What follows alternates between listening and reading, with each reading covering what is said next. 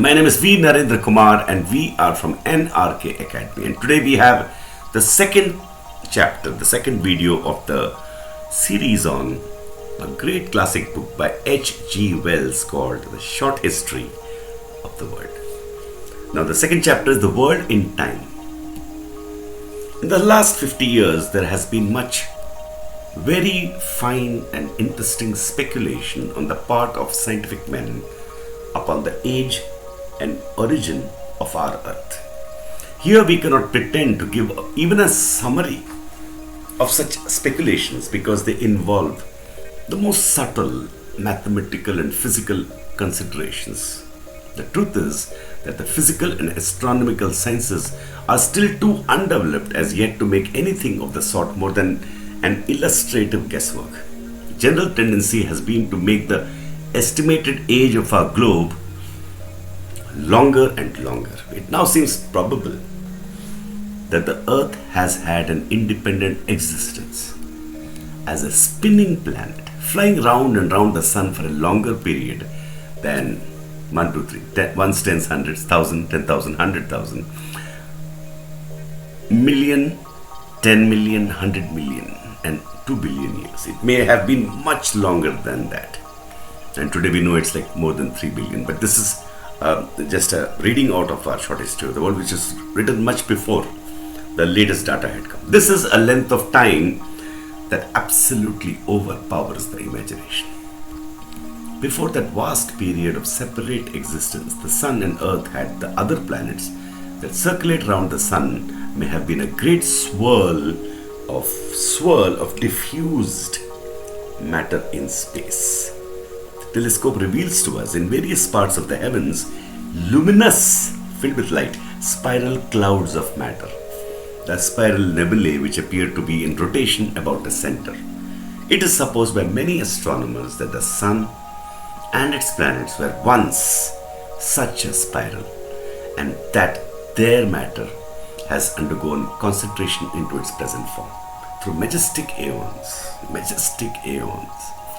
centuries and centuries of time, through majestic aeons, that concentration went on until, in that vast remoteness of the past for which we have given the figures, the world and its moon were distinguishable. They were spinning then much faster than they are spinning now.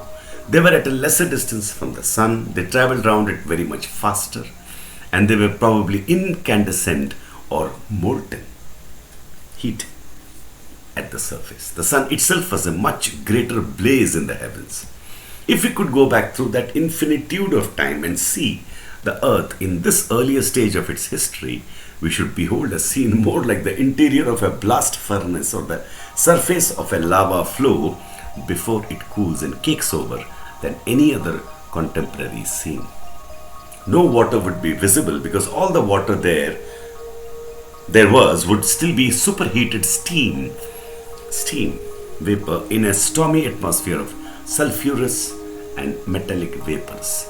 Beneath this would swirl and boil an ocean of molten rock, an ocean of molten liquid heat, rock substance. Across a sky of fiery clouds, the glare of the hurrying sun and moon would sweep swiftly like hot breaths of flame. Taken in 1922 with the aid of the largest telescope in the world, one of the first photographs taken with the Mount Wilson telescope can be seen. There are dark nebulae and bright nebulae. Professor Henry Norris Russell, against the British theory, holds that the dark nebulae preceded the bright nebulae. Slowly, by degrees, as 1 million of years followed another, millions and millions followed another, this fiery scene would lose its eruptive coming out, incandescence. Vapors in the sky would rain down. The vapors in the sky would rain down and become less dense overhead. Great slaggy cakes of solidifying rock would appear upon the surface of the molten sea and sink under it. Great slaggy cakes of solidifying rock would appear upon the surface of the molten sea and sink under it, to be replaced by other floating masses. The sun and moon, growing now each more distant and each smaller, would rush with a lessening less swiftness across the heavens. The moon now, because of its smaller size, would be already cooled far below incandescence and would be alternately obstructing and reflecting the sunlight in a series of eclipses and full moons. And so, with a tremendous slowness, through the vastness of time, the earth would grow more and more like the earth on which we live, until at last an age would come when, in the cooling air, steam would begin to condense into clouds, and the first rain would fall hissing upon the first rocks below. For endless millennia, the greater part of the earth's water would still be vaporized in the atmosphere, but there would now be hot streams running over the crystallizing rocks below, and pools and lakes into which these streams would be carrying detritus and depositing sediment. At last, a condition of things must have been attained in which a man might have stood upon earth and looked about him and lived. If he could have visited the earth at that time, we should have stood on great lava-like masses of rock without a trace of soil or touch of living vegetation, under a storm-rent sky, hot and violent winds exceeding the fiercest tornado that ever blows, and downpours of rain such as our milder, slower earth today knows nothing of might have assailed us.